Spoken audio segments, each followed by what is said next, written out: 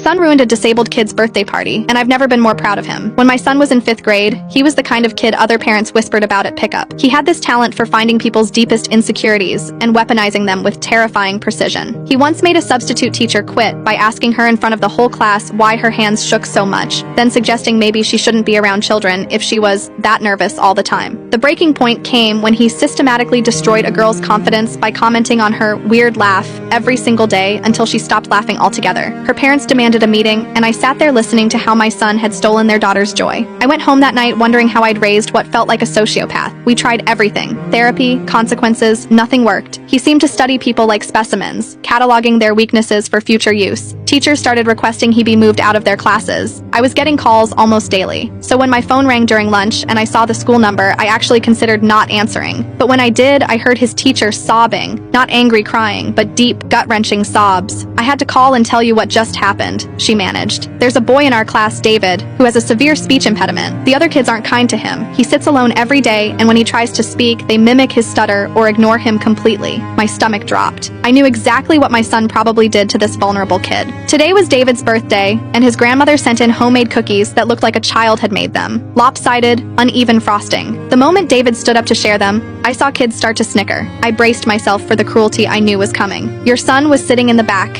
and I watched him take in the whole scene. I thought, here we go again. But then something extraordinary happened. I held my breath. Your son stood up, walked to the front, and said, David, these cookies look amazing. Did your grandma teach you how to make them? David lit up and started explaining how he helped measure ingredients. Your son listened to every stuttered word like it was the most fascinating thing he'd ever heard. I felt my eyes welling up. Then your son turned to the class and said, you know what's really cool? David's grandma lets him help make cookies every week because she knows he's responsible enough to handle kitchen tools. My mom won't even let me use the mixer by myself. Suddenly, all the kids were asking David about baking. My hands were shaking. But here's the part that broke me. Your son quietly walked over and said, David, I need to tell you something. I've been watching you for weeks, and you're the bravest person I know. Every day you come to school and try to make friends even when people aren't nice to you. That takes more courage than anything I've ever done. The teacher's voice cracked. David started crying happy tears and hugged your son. Then your son said, would you like to sit with me at lunch? I was sobbing now. But I don't understand. He's been so cruel. When I picked him up, he said quietly, Mom, I made a real friend today. His name is David, and he's going to teach me how to make cookies this weekend.